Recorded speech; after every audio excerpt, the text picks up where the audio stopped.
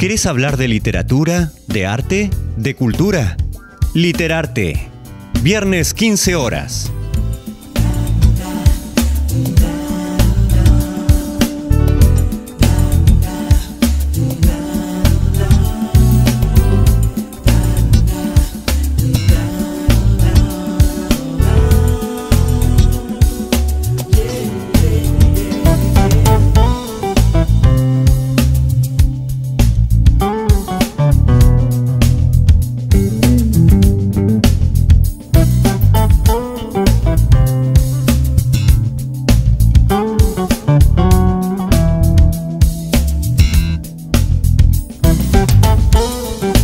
Policial, fantástico, historia, amor y desamor en Literarte. Viernes 15 horas. Alcanzó a cerrar otra vez los párpados, aunque ahora sabía que no iba a despertarse, que estaba despierto, que el sueño maravilloso había sido el otro, absurdo como todos los sueños. Un sueño en el que había andado por extrañas avenidas de una ciudad asombrosa, con luces verdes y rojas que ardían sin llama ni humo, con un enorme insecto de metal que zumbaba bajo sus piernas. En la mentira infinita de ese sueño, también lo había alzado del suelo, también alguien se le había acercado con un cuchillo en la mano, a él tendido boca arriba, a él boca arriba con los ojos cerrados entre las hogueras. La noche boca arriba de Julio Cortázar. Qué lindo empezar con un fragmento de este cuento.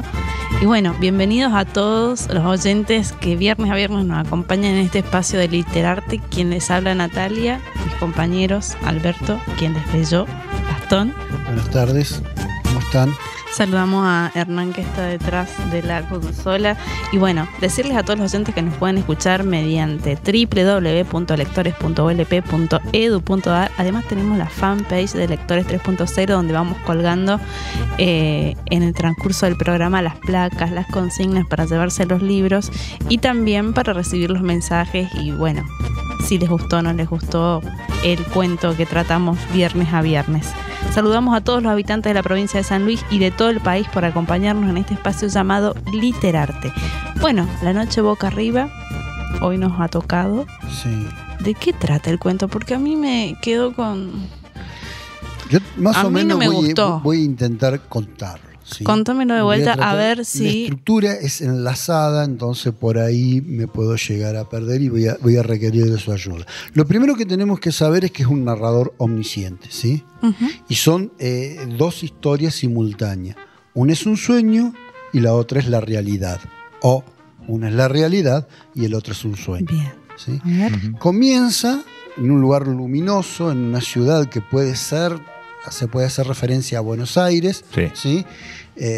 La única referencia que tenemos es que pasa un congreso blanco y un ministerio blanco y un ministerio de color rosado, que puede ser Buenos Aires. Sí. Un joven sale en un día soleado, sale a dar vuelta en motocicleta, recorre la ciudad y cuando cruza una calle se desvía hacia la izquierda y se provoca un accidente con una mujer que cruzaba la calzada. La mujer sale ilesa, pero él es llevado al hospital. ¿Sí?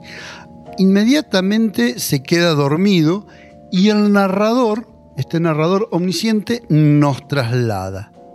Automáticamente nos traslada al medio de la selva, a la noche, a un lugar oscuro, ¿sí?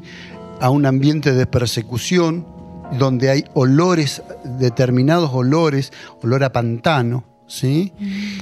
Y nos hace saber que este nuevo personaje, este personaje en esta nueva situación, está siendo perseguido. Está siendo perseguido por los aztecas. O sea que no solamente nos traslada en el espacio, sino también que nos traslada en el tiempo, ¿sí?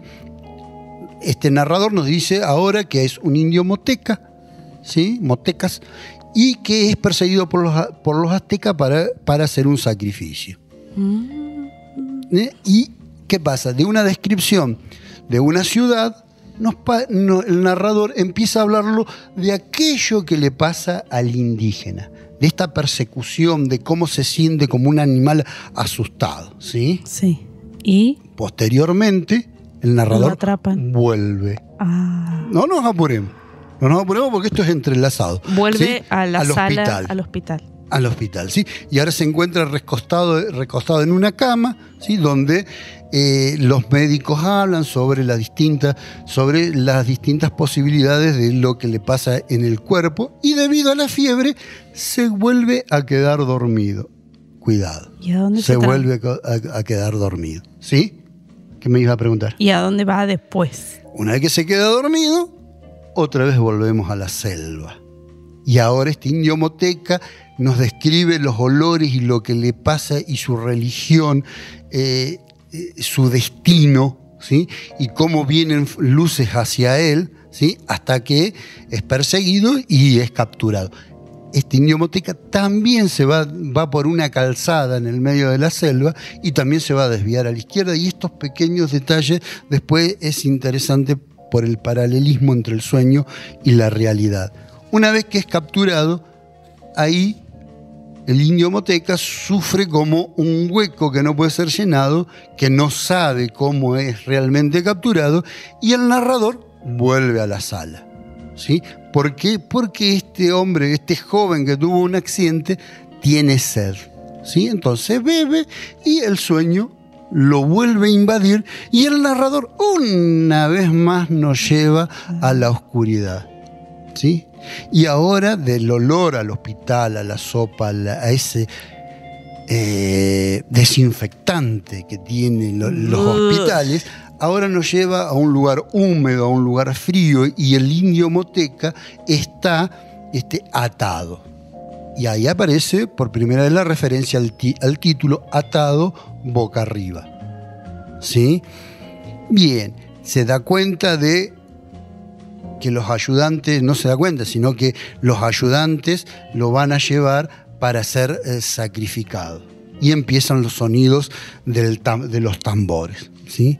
Observa los diferentes cuerpos, y acá entra, ¿sí?, lo que leyó Alberto también apenas empezamos. Esto que era un sueño, lo del indio moteca, puede ser que sea la realidad, ¿sí?, y que ya no se puede despertar y que va a ser sacrificado. Sí, ayúdame, Alberto. Sí, a mí está muy perfecto como lo contaste, porque aparte con cada detalle y cronológicamente. Me parece que el rigor fantástico de Cortázar, a mí me parece que es un cuento extraordinario y extraordinariamente fantástico, es partir de la idea de que este hombre tuvo un accidente, que esa es la realidad provisoria, que lo que le sucede como azteca o como indio, perdón, ¿cómo era? Moteca en el pasado. No, está bien, pero como que eso es el sueño y lo del hospital es la realidad, y justamente el cuento fantástico lo que hace es modificar esa situación y hacernos ver por una maestría de Cortázar en la escritura, de que aquello que creíamos que era realidad es sueño y lo que creíamos que era sueño es realidad. Pero lo que sí queda claro en las primeras 3-4 páginas del libro, que el lugar real fue el accidente, la moto, la convalecencia en el hospital, y que lo que le pasa al moteca es sueño. Eso está clarísimo al principio.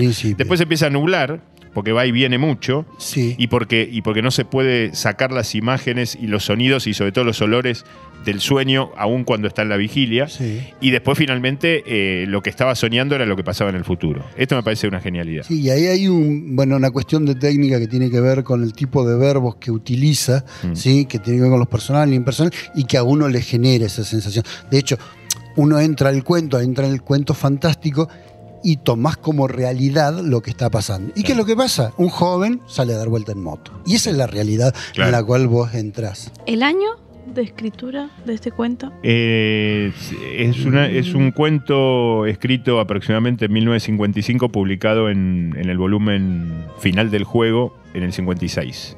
Bien. ¿Y el género específicamente? Es un género fantástico, sí. Es un cuento fantástico, ejemplar en el sentido de modélico, de paradigmáticamente fantástico. ¿Cortázar siempre tuvo este tipo de escritura?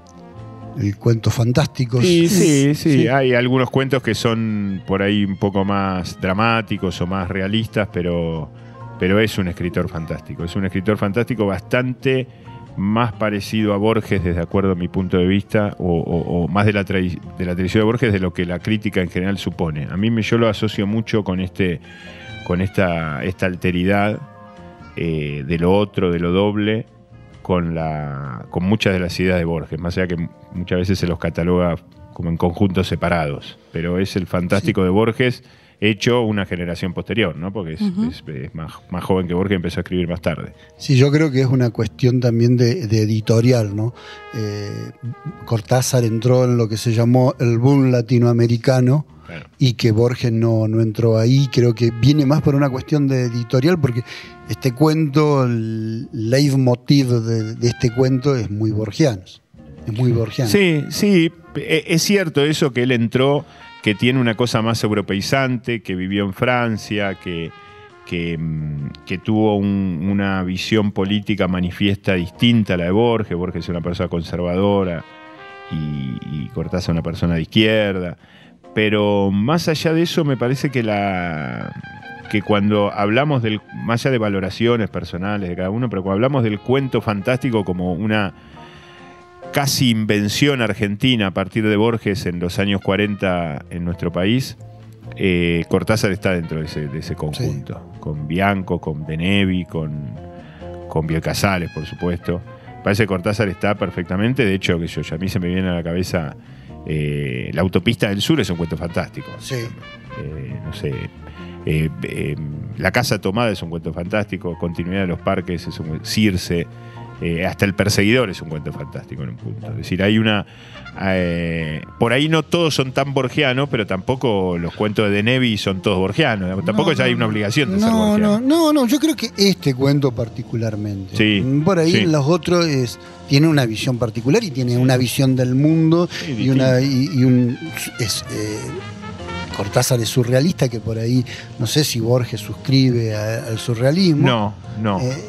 Pero Cortázar sí, entonces ya tiene otros elementos, otro lenguaje para encararlo. Claro, pero ese es otro costado de Cortázar que yo no lo incluiría. Me parece que hay varios Cortázar. Claro. Yo no lo incluiría dentro de esta línea fantástica de los cuentos que nombré y tantos otros que no nombré. Que yo, Carta de una señorita en París, Cartas de mamá, Final del juego, Todos los fuegos el fuego. Me parece que Queremos tanto a Glenda. Me parece que hay una línea que pasa con todos, ¿no? Porque todos tienen su visión del mundo, todos tienen lo que tienen para comunicar. Bioy Casares y Borges vivían casi juntos y tomaban el café todos los días juntos, sí, y sin embargo son dos visiones del mundo muy distintas. Pero hay un lugar coincidente que es la literatura fantástica argentina de los 40, 50, 60 y 70, que me parece de lo mejor que se ha hecho en la literatura del siglo XX en el mundo. Y Borges y Cortázar forma parte, con este cuento y otros, de ese colectivo. Diría el profesor Landoni, el momento en que discutíamos en cuál era el mejor escritor. Claro, exactamente. Sí, ¿Muere? ¿Quién? De todos. ¿Cuál de los dos planos? Y está ahí. Los dos. Está ahí. El Moteca hace referencia a un destino inexorable. Inexorable. Está Él va a ser liquidado, sacrificado y eso es lo que dice, lo que nos lleva al truco final, al knockout, que tan hábil es Cortázar en los cuentos. Esto es la realidad. Esto es lo que te está pasando. Vas a ser sacrificado. Y aquello otro era un sueño. Después viene el truquito que mencionamos de qué verbos utiliza para que nosotros, o desde dónde arranca, para que nosotros ¿Nos dudemos. contás eso en el segundo bloque? No, pero si vos querés, vamos al momento publicitario. Bueno, vamos a una pausa y ya volvemos con más Literarte.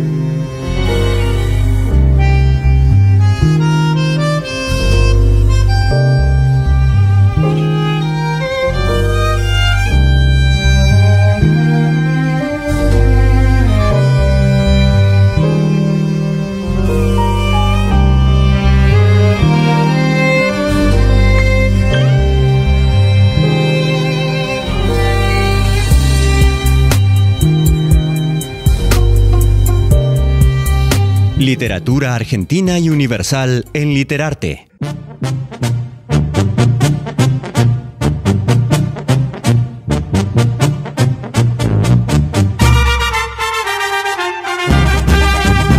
Segundo bloque con más Literarte en www.lectores.lp.edu.ar. Muchas gracias a todos los oyentes que nos escriben a la fanpage. Bueno, ya vamos a ir contestando y vamos a ir también colgando la consigna de hoy viernes para que el primero que conteste se lleva un libro. Vayamos un poco a las profundidades del cuento. Nos sumergimos. Sí.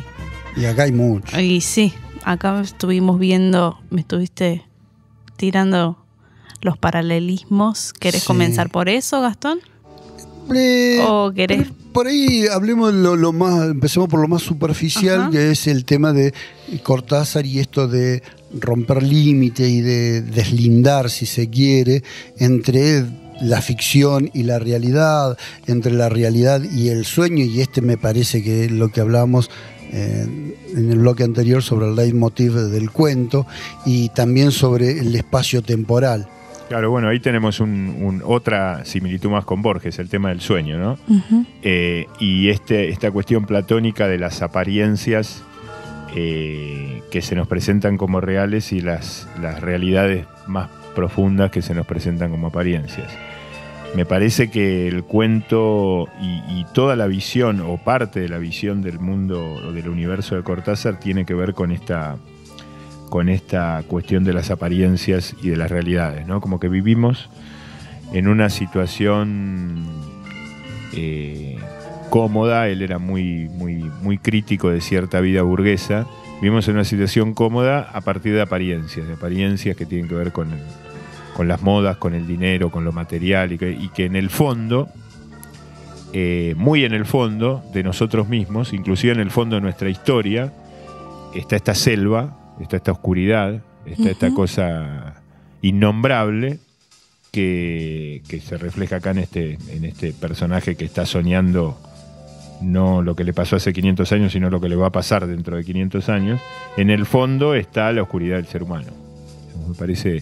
Me parece muy interesante cómo maneja ese tema de las apariencias. Me parece que en el fondo, sobre todo en su literatura fantástica, es un narrador mucho más pesimista de lo que parece, ¿no? de su aparente militancia y con esta cuestión de las oscuridades, de la condición humana y de la complejidad humana. Sí, creo que la realidad tiene una visión oscura sobre la realidad objetiva, y ese surrealismo, ese escape a lo fantástico es la parte luminosa, un poco lo que le pasaba al Moteca. A ver, ¿cómo sería eso de la luminicidad? La luminicidad.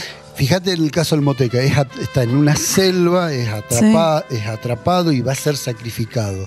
Y si esa es la realidad objetiva, ¿qué es lo que su inconsciente, a dónde lo lleva? A una ciudad del futuro, a una ciudad iluminada por el sol, a una ciudad donde hay fuegos que no echan humo, a poder montar un insecto. El mundo fantástico es mucho mejor y mucho más aceptable que la realidad objetiva que está viviendo el Moteca. Me parece que un poco por ahí viene lo que vos contabas sobre Cortázar. Que esto también, sí. Hay una especie de escapismo también ahí. Claro. Y es un escapismo que tiene que ver con negarse a aceptar ese presente que nos toca, porque el ser humano no está preparado, o no está preparado del todo, para hacerse cargo de ese mundo que le toca vivir. En este caso, en este cuento es clarísimo, pero inclusive todo ese costado más surrealista que tiene que ver con los cuentos de fines de los 60 o mediados de los 60, todas estas instrucciones para esto, para subir la escalera. Bueno, toda esta línea surrealista por ahí no es tan fantástica, sino que es justamente más surrealista, pero tiene un carácter escapista. No escapista del que se saca de encima y no afronta los problemas intelectuales que tiene, sino de los personajes y de la vida moderna. Sí, y una forma de plantear, justamente en esos cuentos, por ahí él propone cómo recuperar un pelo perdido en una cañería, y dice que sería un ejercicio de abstracción muchísimo más interesante que resolver alguna ecuación matemática, si vamos a enseñar subjetividad y abstracción a los niños. Claro. Me parece que es como una fórmula para poder, no sé si escapar, pero sí como para poder encarar la realidad objetiva. ¿Sí? Que no es un tema nuevo, ya Calderón de la Barca ya lo había planteado en España con La vida es sueño, ¿sí? Donde también ahí había una dualidad entre la realidad y lo que es sueño, entre el libre albedrío y la predestinación, que esto también existe en el Moteca. El Moteca tiene colgado un talismán, ¿sí? Que cuando es atrapado se lo arrancan y su destino ya es inexorable, va a ser sacrificado. Es algo que realmente la literatura universal lo ha venido tratando. ¿Con cuál te quedas, Gastón? ¿Con la realidad o con el sueño? Con el sueño. El problema es definir cuál es el sueño. Creo que la literatura universal, y Borges en Las ruinas circulares lo propone muy bien, como sabemos que no somos el sueño de otro hombre. Claro, pero como un alivio también. A ver, contame. Porque tanto en Las ruinas circulares como en otros cuentos, Borges plantea, creo que Cortázar lo sigue, si no tendría sentido este comentario, que si esto que nos está pasando tan terrible no nos está pasando en realidad, sino que es otro que nos está soñando y que nosotros somos personajes de un sueño de otro, es un aliciente, es un alivio eso. Es como que uno... Ya me voy a despertar, lo que pensaba el Moteca. No, porque pero no me refiero a esto, me refiero a la idea de que hay otro que está soñando. Yo no soy el que está soñando. Hay otro que me está soñando. Entonces en algún momento me dejará de soñar o cambiará el sueño, y el sueño tiene también las libertades de los cambios abruptos y de transformarse en bello lo que es horroroso, o al revés.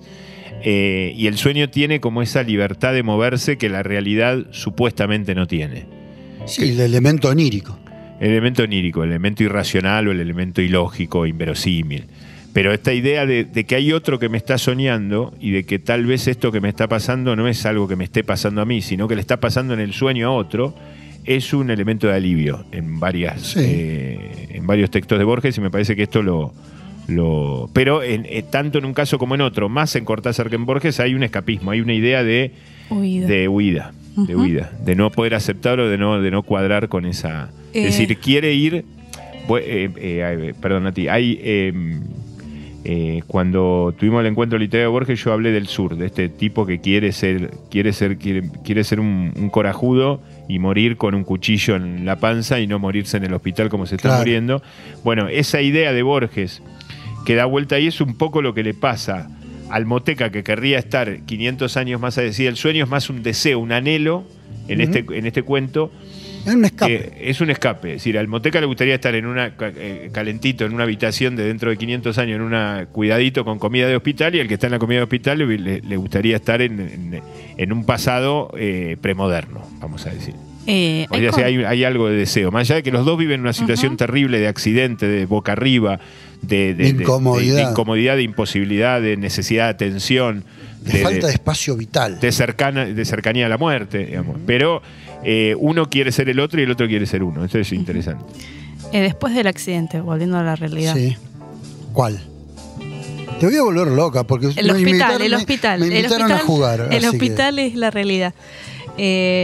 ¿Toma conciencia en esos momentos de abro los ojos y...? Sí, en ese momento él sabe que está hospitalizado, sabe que tiene un accidente, no sabe bien cómo fue el accidente, y ese hueco es importante. Sí, claro. Es importante. ¿Es el hueco que tiene el Moteca? Es el mismo hueco, esos paralelismos, ¿sí?, que existen en los dos lados, vamos a llamarlo así, es lo que a nosotros nos lleva, es el juego que Cortázar, son los elementos que deja Cortázar suelto para que nosotros empecemos a dudar si el Moteca tenía razón y esa era la realidad y lo del hospital era el sueño. Pero aún así mismo se despertaba y tenía conciencia de que estaba en un hospital, de que lo iban a operar, de que le habían puesto una placa sobre el pecho, una placa aún húmeda. Todavía eso de la humedad también está en los dos lados. Uno lo tiene en la espalda y el otro lo tiene sobre el pecho. Pero hay varios paralelismos que nos llevan a esto de decir cuál es el final correcto, cuál es la realidad y cuál es el sueño. Otra cosa que te iba a consultar, Gastón o Sí. Alberto. Aún estando en el hospital, está solo, sin ayuda. Está Sí. boca arriba. Sí, Sí. sí. Los dos personajes están solos ante su realidad objetiva. Uno ante un accidente y el otro por ser sacrificado. Bien. ¿Y se da en la soledad este tipo de deseo, de anhelo, de no querer estar ahí? No se la va a contar. Yo no, en general no. En general, si es una pregunta que va más allá del cuento, no pasa. No, en la soledad. yo creo que el sueño, y el cuento fantástico también, pero el sueño es algo privado, es algo individual, es algo solo. Nadie sueña compartido. No podemos ponernos a dormir 2 personas, 3 personas y soñar lo mismo. Eso sería otro sueño. Entonces, la idea de soledad colabora con la idea de sueño, porque no es impensado un sueño conjunto. Entonces, el hecho de que esté solo, que no está solo, porque tanto el Moteca está rodeado de sus aztecas. Sí, de los aztecas que lo están por sacrificar, como el personaje que está en el hospital Con está los alrededor de médicos. enfermeros, médicos y todo, pero en realidad está solo. ¿Lo van a sacrificar también? Es interesante lo que decías vos de sobre el sueño, que uno sueña solo. Cortázar en Rayuela, en la parte que es al lado de acá, Talita y la pareja, que no me acuerdo ahora cómo se llama, la pareja de Talita, era para él esto era como una intriga, era un espacio, los sueños de Talita eran un espacio muy íntimo y él no podía entender que compartían tantas cosas y dormimos casi cabeza pegada, cabeza con cabeza, y sin embargo lo que sueña Talita yo no lo puedo saber. Claro. Es algo de su intimidad. Nada, el sueño es un recuerdo humano de que somos individuos, de que somos solos, de que estamos solos. Es decir, no podemos estar en compañía, pero de que cualquier tipo de relación no es más que una relación entre 2 individualidades, o entre 3, o entre 4, o entre 8, no importa, pero que estamos solos.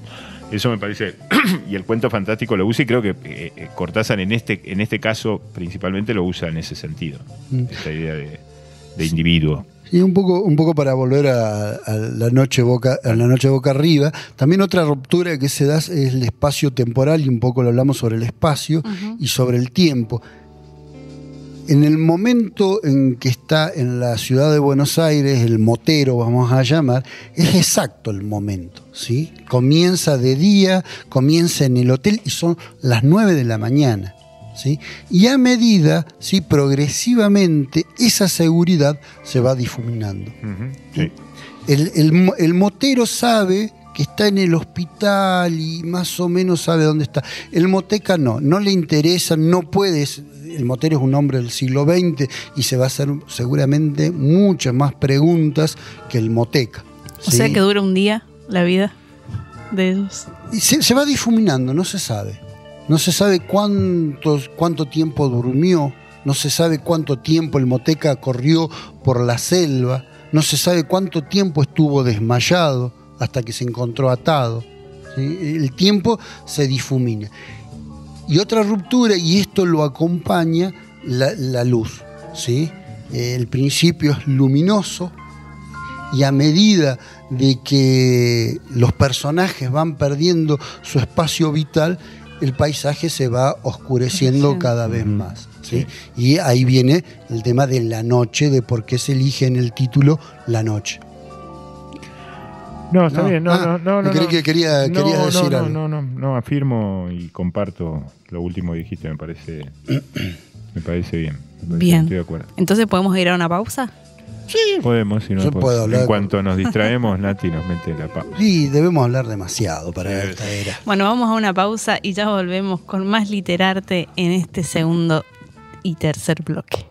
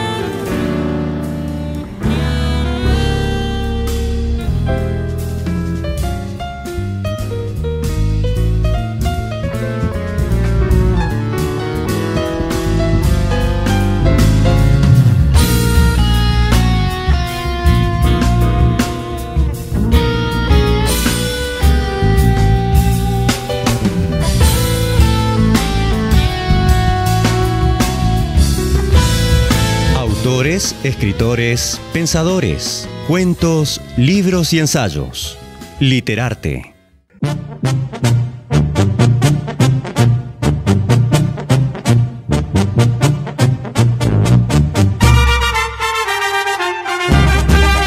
Tercer bloque y último de este viernes de Literarte y con la noche boca arriba.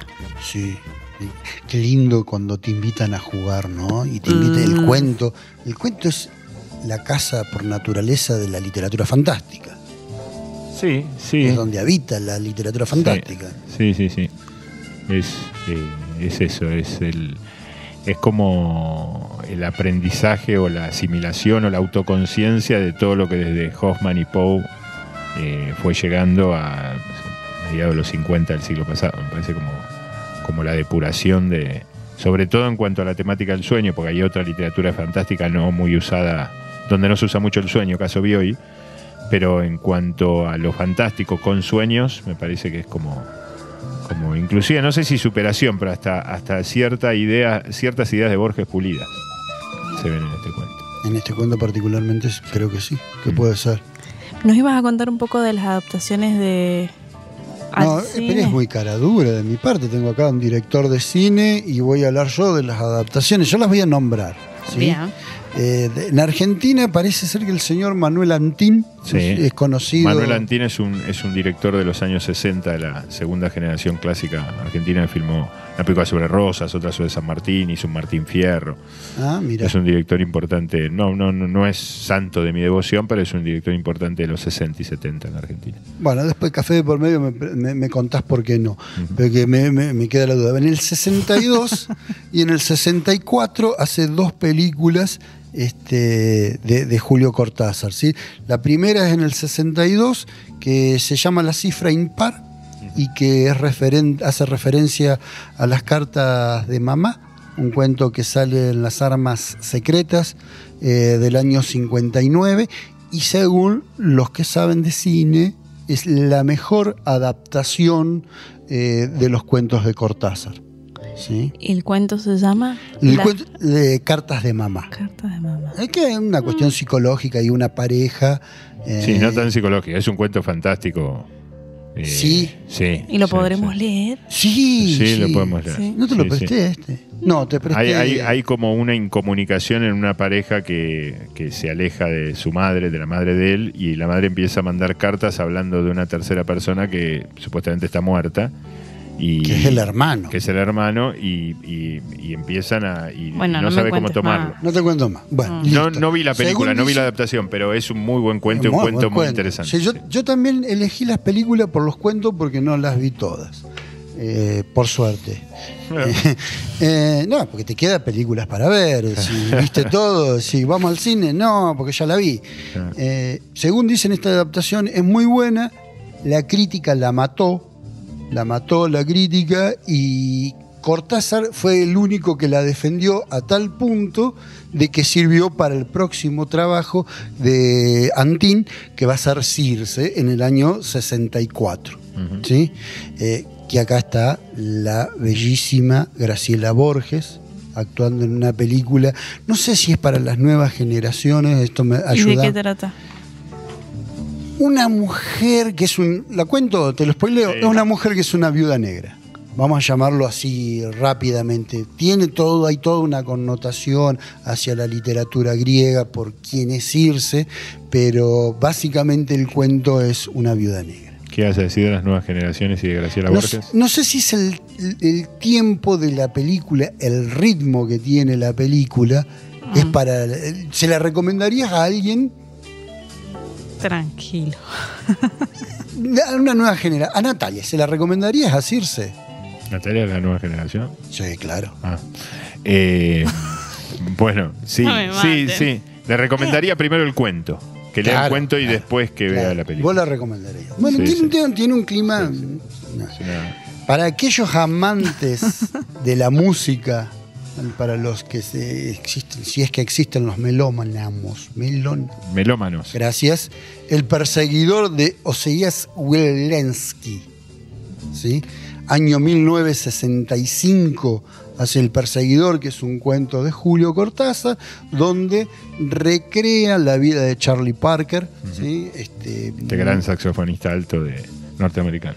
El cuento sale en Las Armas Secretas también, de 1959. Y acá llega la gran mentira, y en esto va a estar chocho Alberto con esto. Llega la gran mentira en 1966 con la adaptación más conocida de las películas que yo vi, y bueno, Blow Up se llama, con un director que es Michelangelo Antonioni, ¿sí? Que es la adaptación de un cuento que se llama Las babas del diablo, ¿sí? El mismo Cortázar, ¿qué dice de esto? Aclaró que nunca encontró una conexión precisa entre la película y su cuento. Es un cuento que primero desconceptualiza. Es una adaptación que vaya que a mí no me gusta Antonioni. Igual la película me parece una buena película. Sí, pero no para el cuento. No, claro, pero no porque no sea fiel, porque todas las adaptaciones son infieles en un punto. Ahí está, sino porque le rompe hasta el concepto. Claro. Ni siquiera sostiene lo esencial. No se sabe bien por qué utilizó eso y no escribió un guión original, que es casi lo que hizo en realidad. Sí. Pero parece ser que era costumbre. Es un muy buen cuento, Las babas del diablo. Hermoso. Muy buen cuento, muy recomendable. Te lo recomiendo más que Circe. Porque yo creo que vos me mentiste con Cronopios y Fama. Así que está bien que me hayas mentido. Porque tendrías que empezar por Las babas del diablo. Habría misterio sin mentiras. Sería tan aburrido. Más adelante te voy a los agujeros morales del grupo. La moralidad del grupo. O sea, Sí. agrandemos. Claro. Después te voy más adelante en otra película. Repetime, así también Esto los es oyentes pueden. Las babas del diablo. Esto lo encontrás también en Las Armas Secretas, que parece ser que es un libro de Cortázar muy adaptable. Sí. Circe, Las babas del diablo y habías dicho otro más, Las cartas de mamá. Las cartas de mamá. Eso te lo recomienda él. Yo te recomiendo Las babas del diablo, ¿sí? Y otro que te recomiendo, anotalo ahora ya. El cuento se llama Manuscritos encontrado en el singular. Manuscrito encontrado en un bolsillo, ¿sí? Esta es una adaptación de Brasil hace poquito, en el 2005, que lo llamó, discúlpame Cris, Juego subterráneo. ¿Sí? Es un cuento lindo donde otra vez el Cortázar que persigue y que busca. ¿Qué? Pero en este caso es un jugueteo con una mujer en un subte. Una menina. Donde se imagina la vida de la otra persona y trata de que haya una coincidencia. Voy a empezar por ese. ¿Viste? Bueno, y acá, ¿qué más tenemos? Una más que acá viene a nuestros agujeros morales, ¿sí? Que es Mentiras piadosas, se llama. El director es Diego Sabanés. Lo voy a poner en chiquita. Sí, pero el cuento, ahora te digo el cuento, porque lee el cuento primero. Es del 2008, esta es Argentina y está adaptada del cuento La salud de los enfermos.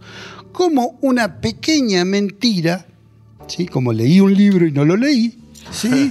La tenés que seguir sosteniendo. Cuando yo te pregunto, ¿te gustó? No. Por ejemplo, ojalá. Instrucciones para subir una escalera. Y vos decís, sí, y viste qué bueno, y tenés que seguir sosteniendo. ¿De por qué? Imposible. Se vuelve en un momento confesión obligada. Y ese peso de esa pequeña mentira, esos agujeros morales que tenemos todos, los mortales por lo menos, es lo que trata La salud de los enfermos. El cuento muy recomendable. Y la película se llama Mentiras piadosas, de Diego Sabanés, del año 2008. Todo esto lo ¿Y de continuidad de los parques no hay? Sí, hay una de continuidad. ¿A vos te gustó esa? Sí, me gustó mucho el cuento, que es un cuento de una página y media, es sensacional. Y aparte es un cuento muy adaptado en las escuelas de cine. Yo tuve 2 o 3 compañeros, inclusive un alumno acá en la Universidad de La Punta, que lo han adaptado, porque es un cuento desde el punto de vista de la producción muy sencillo de hacer. Después es un hombre que está leyendo una novela y que le termina pasando lo que está leyendo, ¿no? Sí. Para resumirlo y no spoilearlo del todo. ¿Ves? Y, Creo que... y eso, eso y sé que se ha adaptado, por eso te pregunté, Sí. vos que estás con el tema y con... Ahora te digo, en cuanto al cuento, creo que es una lección del ritmo de cuento.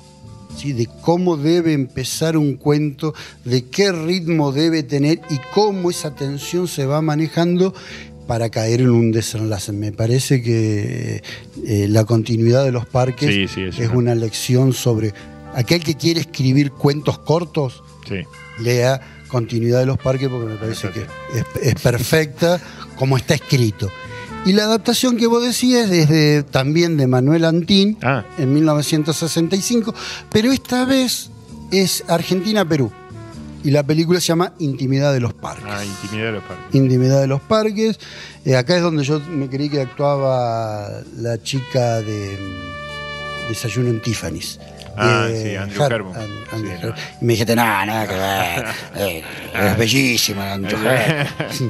Esas cuestiones que tenemos con Alberto de fetiches que ya han pasado de moda, por suerte.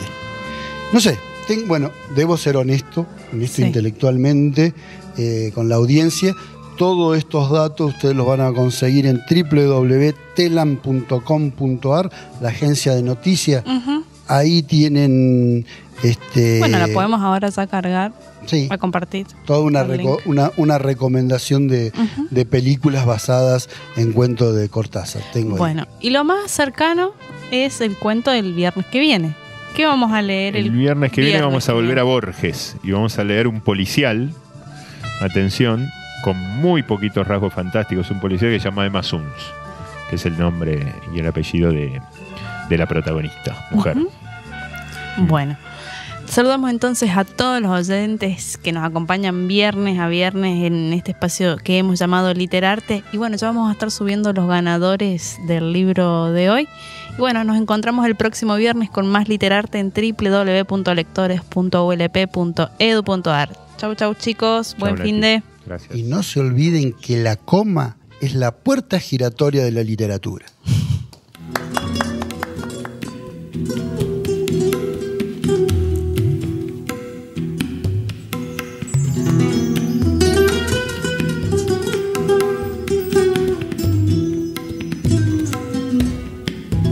Anda y dime de dónde vengo. Anda y dímelo por favor.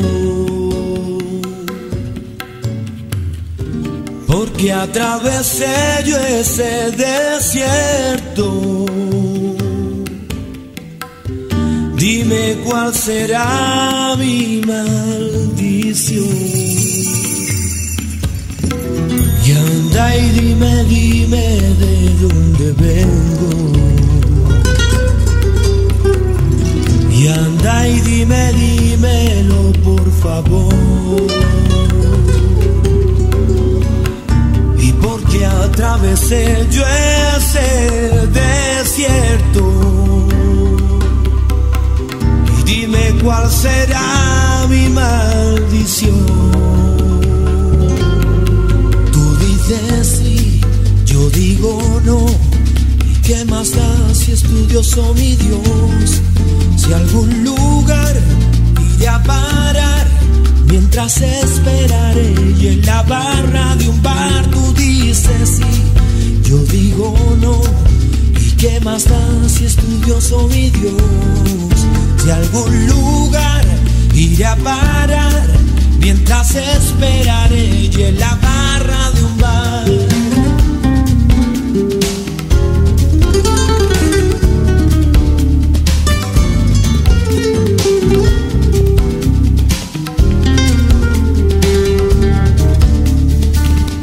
Un atentado suicida, condenados al horror, tierra santa ensangrentada, gente muerta por error. Yo no soy estatua de sal que pierde su camino por mirar atrás. Yo no soy estatua de sal que pierde su camino por mirar atrás.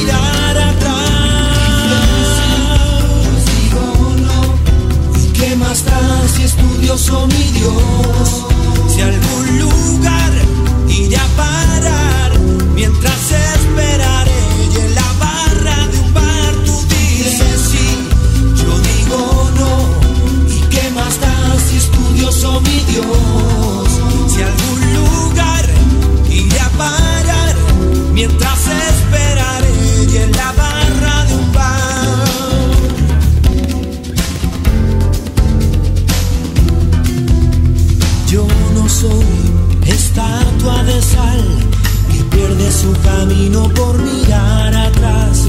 Yo no soy estatua de sal que pierde su camino por mirar atrás. Yo digo no, ¿y qué más da si es tu Dios o mi Dios? Si a algún lugar iré a parar, mientras esperaré y en la barra de un bar tú dices sí.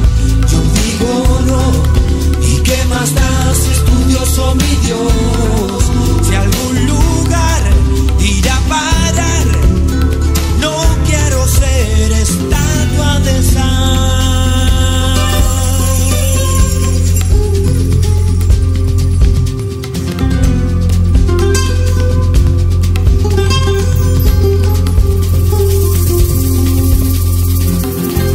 Literarte, viernes 15 horas.